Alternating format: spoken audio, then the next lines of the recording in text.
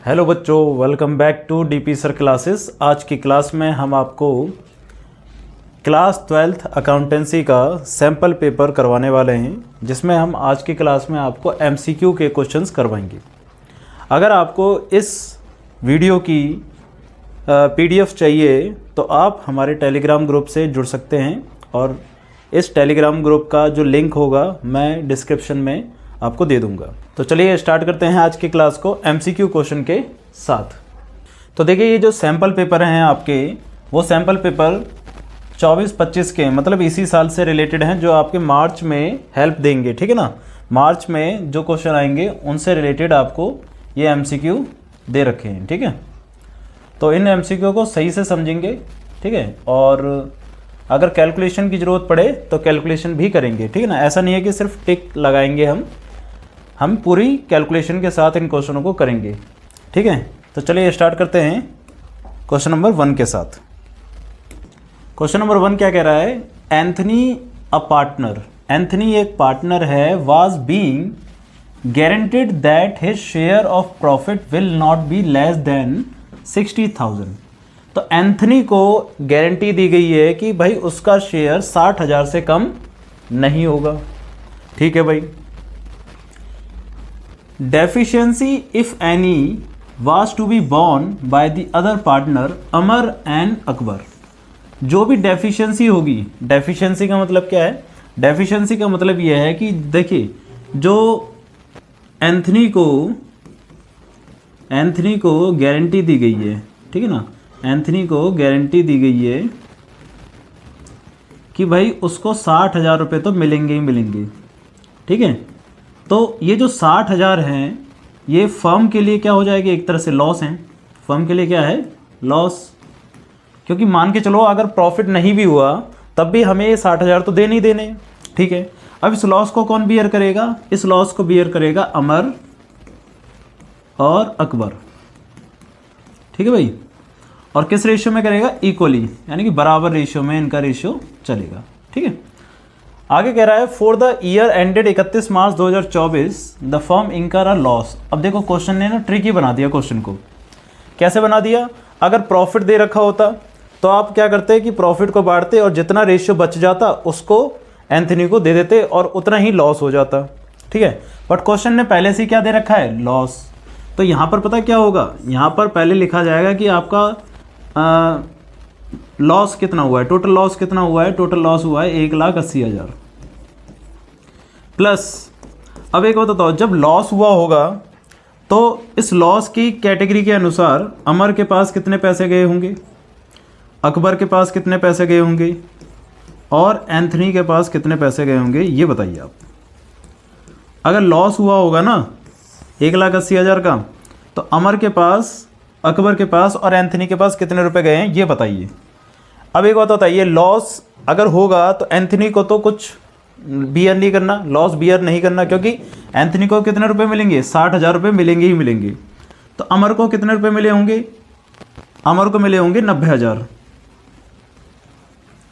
क्योंकि जो लॉस हुआ होगा वो अमर और अकबर इक्वल हिस्से में डिस्ट्रीब्यूट कर देंगे, 90,000 रुपये।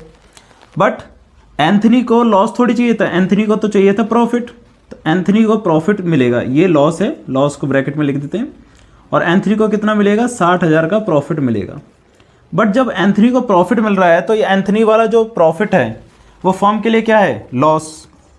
अब इस लॉस को भी कौन बियर करेगा? इस लॉस को भी अमर और अकबर ही बियर करेंगे। अमर और अकबर ही क्या करेंगे? बियर करेंगे। किस रेशियो में? 1:1 में।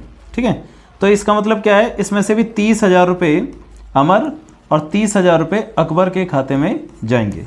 तो इसका मतलब क्या है कि अमर के पास और 30,000 रुपये नेगेटिव में आ गए, और इधर भी 30,000 रुपये नेगेटिव में आ जाएंगे।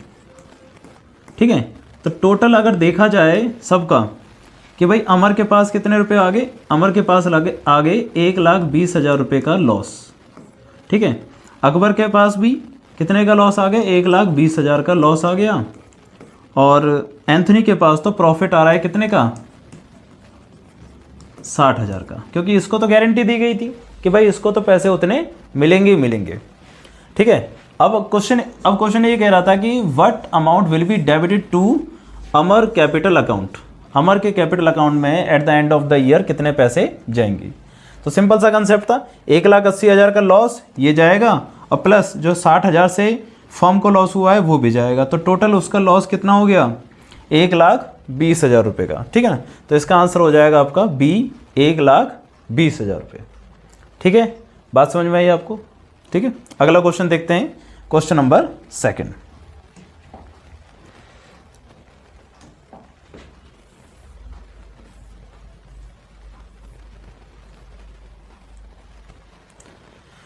क्वेश्चन नंबर 2 आपका है एसर्शन और रीजन का क्वेश्चन है। ठीक है ना, एसर्शन एंड रीजन का क्वेश्चन है। एसर्शन ये रहा हमारा और रीजन कहाँ गया भाई, रीजन ये रहा, सॉरी यहाँ पर थोड़ा सा अलग तरीके से लिख दिया है, तो रीजन यहाँ से स्टार्ट हो रहा है। तो एसर्शन ये कह रहा है कि देखो ऐसे क्वेश्चनों को करने के लिए आपको बस इतना ध्यान रखना है कि एसर्शन और रीजन में से कौन सा सही है और कौन सा गलत है, पहले तो इसको पता करो, है ना। एसर्शन रीजन में बच्चों को बहुत कन्फ्यूजन होती है कि भाई एसर्शन रीजन के क्वेश्चन कैसे होते हैं, क्योंकि ये यहाँ पर एक ऑप्शन होता है, ऑप्शन नंबर ए, जिसमें ये कहता है both A and R are true and R is the correct explanation of A. बच्चा यहाँ पर कंफ्यूज हो जाता है कि कौन सी एक्सप्लेनेशन करेक्ट है और कौन सी एक्सप्लेनेशन इनकरेक्ट है। सबसे पहले आप ये देखिए कि दोनों एसर्शन और रीजन ट्रू होंगे, अगर ट्रू होंगे तभी ये वाला ऑप्शन अप्लाई होगा, अगर ट्रू दोनों में से कोई एक भी फॉल्स है ना तो ये वाला ऑप्शन तो अप्लाई होगा ही नहीं। तो इसका मतलब ये है कि पहले ये देखिए कि ट्रू कौन से हैं और फॉल्स कौन से हैं। अगर ट्रू आ भी जाते हैं दोनों तो आप बस इतना देखिए कि जो एसर्शन में बात बोली गई है क्या वो ही बात आपके मतलब रीजन में बोली गई है, रीजनिंग में बोली गई है ना। अगर दोनों में दोनों सेम बात हैं तो दोनों की एक्सप्लेनेशन क्या होगी, सेम होगी, करेक्ट होगी। तो क्वेश्चन देखते हैं क्या कह रहा है assertion. Partners current account are open, partners का करेंट अकाउंट ओपन किया जाता है when their capital are fluctuating. अब ये ट्रू कह रहा है या फॉल्स कह रहा है, इसको आप समझिए पहले। देखिए जो कैपिटल अकाउंट होते हैं ना वो होते हैं दो प्रकार के। कैपिटल अकाउंट होता है दो प्रकार का, एक होता है fix capital account, fix capital account, दूसरा होता है fluctuating capital account,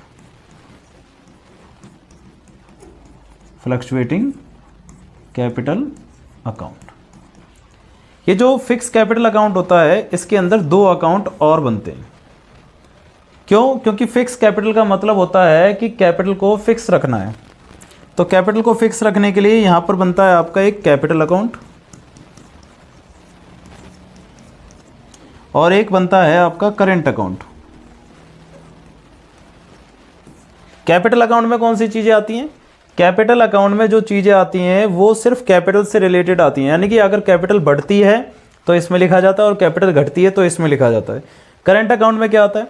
current account में वो सारी चीज़ें आती हैं जो अदर होती हैं, जैसे कि पार्टनर्स की सैलरी हो गई, पार्टनर्स का कमीशन हो गया, वो सारी चीज़ें कहाँ लिखी जाएंगी, जैसे प्रॉफिट हो गया, वो सारी चीज़ें लिखी जाएंगी करेंट अकाउंट में। फ्लक्चुएटिंग कैपिटल अकाउंट में सिर्फ एक अकाउंट बनाया जाता है जिसका नाम कैपिटल अकाउंट ही होता है।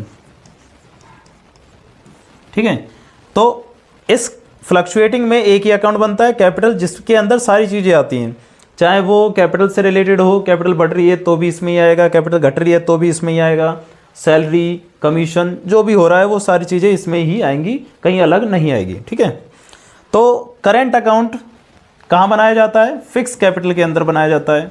क्वेश्चन क्या कह रहा है? Current account are open when their capital are fluctuating. तो ये सही कह रहा है, गलत कह रहा है? गलत कह रहा है, तो ये फॉल्स है भाई। ठीक है, तो इसका मतलब असर्शन जो है आपका फॉल्स आ गया। ठीक है, अब रीजनिंग देखते हैं। रीजनिंग में क्या कह रहा है? रीजनिंग कह रहा है in case of fix capital, in case of fix capital all transaction other than capital, other than capital का मतलब क्या है? कैपिटल को छोड़कर, are done through current account. Capital को छोड़कर सारी ट्रांजैक्शन करेंट अकाउंट में रिकॉर्ड की जाती हैं। क्या ये सही बात है? बिल्कुल सही बात है, क्योंकि अभी अभी हमने बताया कि फिक्स कैपिटल के अंदर कैपिटल और करेंट अकाउंट बनाया जाता है। फिक्स कैपिटल के अंदर जो कैपिटल अकाउंट बनाते हैं उसमें तो कैपिटल की चीज़ें आती हैं, करेंट अकाउंट बनाते तो उसमें अदर चीज़ें आती हैं, अदर देन कैपिटल वाली चीज़ें आती हैं। तो यहाँ पर क्या है कि करेंट अकाउंट में अदर देन कैपिटल वाली चीज़ें आती हैं, तो ये बात आपकी सही कह रहा है, ये रीजनिंग, तो ये ट्रू है। तो इसका मतलब इसमें एक चीज़ तो फॉल्स आ गई, असर्शन आपका फॉल्स है और रीज़न आपका ट्रू है। तो इसमें ऑप्शन कौन सा होगा, देखो both A and R true, ये तो गलत हो गया। Both A and R true, ये भी गलत है। ए इज़ ट्रू, ए तो गलत है, ए का मतलब एसर्शन, एसर्शन गलत है। A is false but R is true, A गलत है और आर ट्रू है। तो आपका ऑप्शन हो गया option number D. Third question कह रहा है forfeiture of share leads to reduction of dash capital. तो भाई फोरफीचर की वजह से कौन सी कैपिटल में रिडक्शन होता है।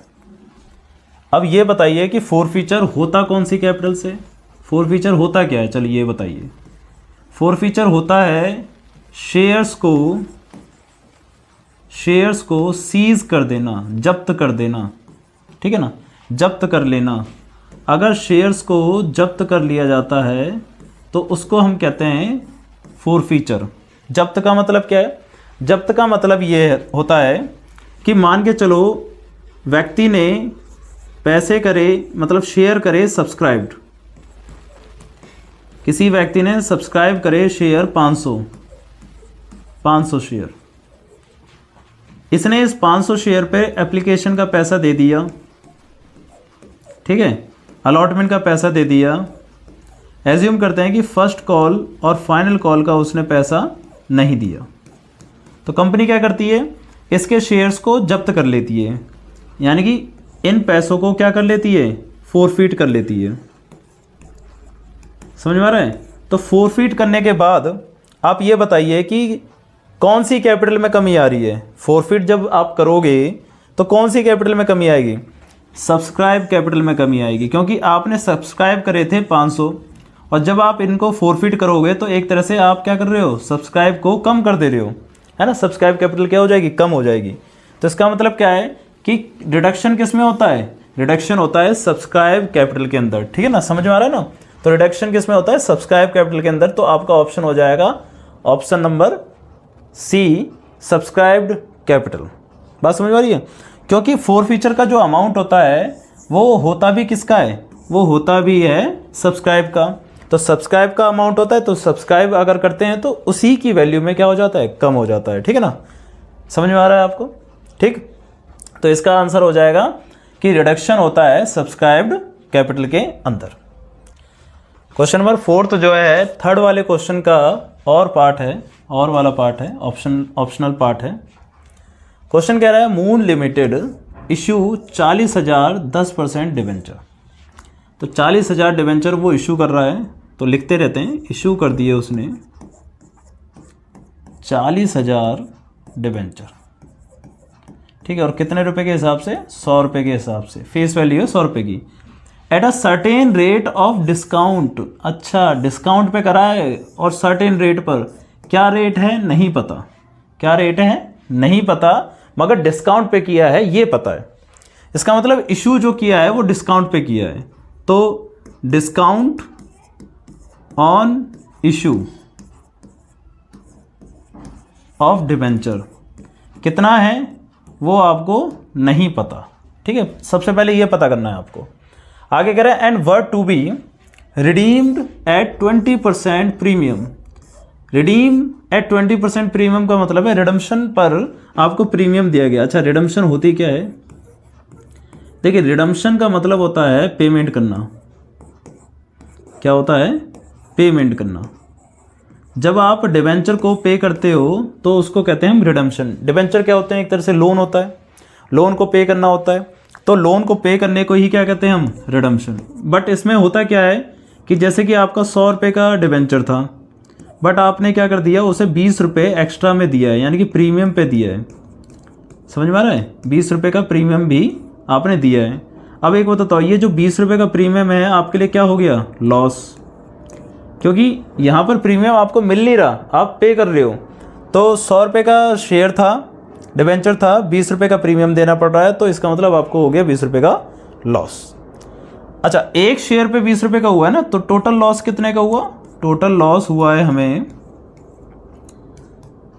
40,000 मल्टीप्लाई बाय 20, यानी कि 8 लाख। 8 लाख रुपए का हमें क्या हो गया? लॉस हो गया यहाँ पर। ठीक है, आगे कह रहा है existing balance of security premium before issuing these debenture ₹12 lakh was ₹12 lakh. बोल रहा है कि हमारे पास एक प्रीमियम था, सिक्योरिटी प्रीमियम था भाई हमारे पास, कितने का? 12 लाख रुपए का। ठीक है, कब? जब हम इन शेयरों को इशू कर रहे थे ना, उस टाइम, यानी कि शेयर को इशू करने से पहले हमारे पास 12 लाख रुपए का प्रीमियम था। ठीक है, and after writing of loss on issue of debenture the balance in security premium was 2 lakh. इस सिक्योरिटी प्रीमियम में से माइनस करा आपने डिस्काउंट, कौन सा वाला? इशू वाला डिस्काउंट माइनस करा, तो उसके बाद जो आपका प्रॉफिट मतलब जो बैलेंस बच गया सिक्योरिटी प्रीमियम में, वो बच गया 12 लाख रुपए का। अब एक बताइए, जब हम मतलब बताइए क्या, आपको समझना पड़ेगा कि जब हम शेयर को या डिबेंचर्स को इशू करते हैं ना, और हमें ये इशू करते समय ही हमें पता होता है कि हम उसे जो पे करेंगे तो कितने रुपए पे पे करेंगे, यानी कि डिस्काउंट पे करेंगे या प्रीमियम पे करेंगे, तो हमें पहले ही पता होता है कि हम उसे लॉस में पे करेंगे।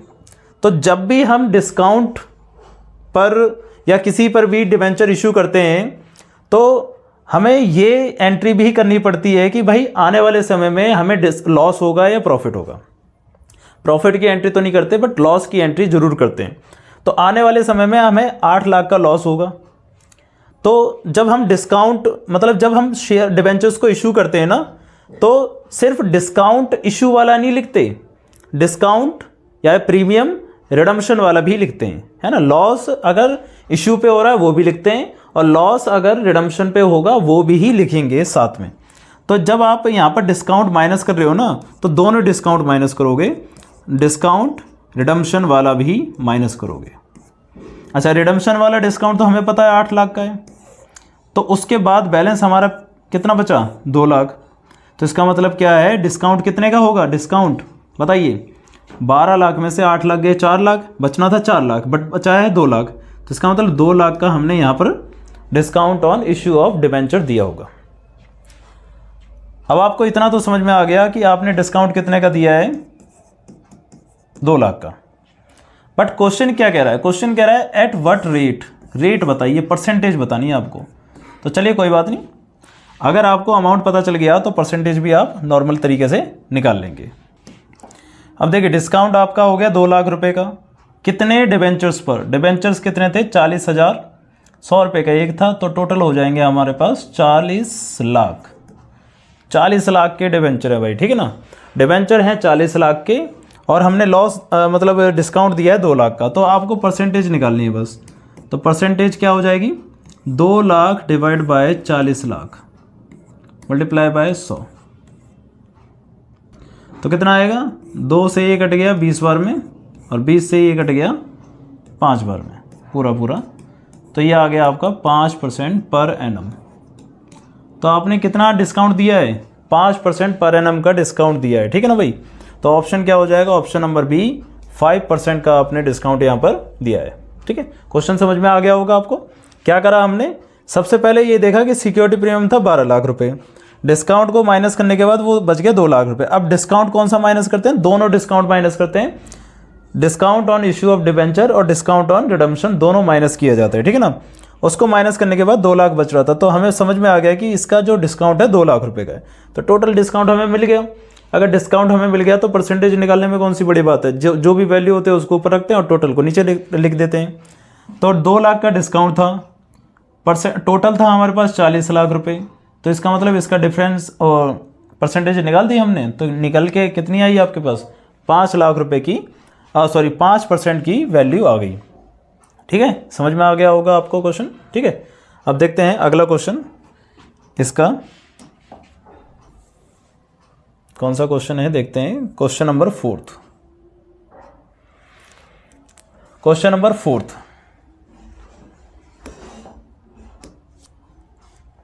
क्वेश्चन नंबर 4 ये कह रहा है at the time of admission, admission के वक्त of a new partner Vasu, Vasu एक नया पार्टनर है, ओल्ड पार्टनर परेश एंड प्रभाव had debtor of rupees 6,20,000 and provision for doubtful date 20,000। तो यहाँ पर व्यक्तियों के पास डेटर कितने के हैं, 6,20,000 के, और प्रोविजन फॉर डाउटफुल डेट है आपके पास 20,000 का। ठीक है भाई। As per term of admission assets were revalued and it was found that debtor worth rupees 15,000 had turn bad. तो 15,000 के बैड डेट्स हो गए भाई हमें। ठीक है। तो ये जो प्रोविज़न जो बनाया जाता है वो किसके लिए बनाया जाता है, डेटर के लिए ही तो बनाया जाता है प्रोविज़न, है ना। अगर कभी हमें नुकसान हो जाए तो किससे बियर करेंगे, उन प्रोविज़न से। आगे कह रहा है hence should be written off, उसको रिटर्न ऑफ भी कर दिया गया। तो रिटर्न ऑफ किससे किया गया होगा, रिटर्न ऑफ किया गया होगा प्रोविजन फॉर डाउटफुल डेट से। Which journal entry reflect the correct accounting treatment of above situation. तो देखिए ये बहुत ही सिंपल सा क्वेश्चन है, पहले इसे समझ लेते हैं। यहाँ पर क्या है, यहाँ पर क्या है कि आपके पास डेटर कितने के थे, डेटर थे 6,20,000 के। प्रोविजन फॉर डाउटफुल डेट कितने का था, वो था 20,000 का। बैड डेट्स कितने के हो गए, बैड डेट्स हो गए 15,000 के। ठीक है। अब सिंपल सा कंसेप्ट है कि ये बैड डेट्स की वजह से कौन सी वैल्यू कम होगी, दोनों वैल्यू कम होगी, डेटर भी कम हो जाएंगे और प्रोविजन भी क्या हो जाएगा, कम। क्योंकि हम एज्यूम करेंगे कि अब 6,20,000 में से 15,000 के बैड डेट्स हो गए, तो क्या वो 15,000 हमें कभी पैसे देंगे, नहीं देंगे। तो हमारे डेटर भी कम हुए कि नहीं हुए, बिल्कुल हुए। तो सबसे पहले बैड डेट्स की वजह से डेटर कम हो रहे हैं। अब बैड डेट्स क्या है आपका, एक्सपेंस, और एक्सपेंस की वजह से क्या कम हो रही है, एसेट्स। जब भी एक्सपेंस इंक्रीज होते हैं तो उनको हम डेबिट करते हैं, और एसेट्स डिक्रीज हो रही है, कम हो रही है, तो उसको हम क्रेडिट करेंगे। तो जनरल एंट्री क्या बनेगी आपकी, bad debts account debit to क्या, debtor. Bad debts account debit to debtors. कितने रुपए से, 15,000 रुपये से हमारे डेटर क्या हो गए, कम हो गए। बात समझ में आ रही है, बिल्कुल। अब अगली एंट्री, ये जो लॉस हुआ है ना, ये जो लॉस हुआ है, देखिए हमारी अकाउंटिंग ये कहती है कि जितने भी हमारे लॉसेस होते हैं और जितने भी हमारी इनकम्स होती हैं वो सारे के सारे कहीं ना कहीं P&L अकाउंट में जाते हैं, वो राइट ऑफ होने जाते हैं। बट अगर हमारे पास किसी के रिगार्डिंग प्रोविज़न है तो सबसे पहले हम उस प्रोविज़न में से उसको क्या कर देते हैं, राइट ऑफ करते हैं। तो ये जो बैड डेट्स हैं हमारे राइट ऑफ होंगे किससे, प्रोविज़न से। प्रोविज़न हमारी क्या होती है, लायबिलिटीज़ होती है, और लायबिलिटीज़ क्या हो रही है हमारी, कम होगी, है ना। और बैड डेट्स हमारे क्या हैं, डेबिट हो रखे हैं। अब जब कम होंगे तो वो क्रेडिट हो जाएंगे। तो लायबिलिटीज़ जब भी हमारी डिक्रीज होती है तो हम उसको करते हैं डेबिट। तो एंट्री हो जाएगी provision for doubtful debts debit to bad debts. ध्यान रखना कैसे किया जा रहा है कि जब भी बैड डेट्स कम होंगे, जैसे कि अब बैड डेट्स की एंट्री हो चुकी है, अब इसको हम राइट ऑफ कर रहे हैं, तो राइट ऑफ करते समय इसको क्या कर देंगे, क्रेडिट पे लिख देंगे, ठीक है ना। और प्रोविज़न को क्या कर देंगे, डेबिट कर देंगे। कितने से, 15,000 से, क्योंकि बैड डेट्स कितने के हैं हमारे पास, 15,000 से। बात समझ आ रही है। तो आपकी दो एंट्री हो रही हैं, bad debts debit to debtor और provision debit to bad debts. ठीक है। अब देखते हैं आपके पास कौन सा ऑप्शन इसमें दे रखा है।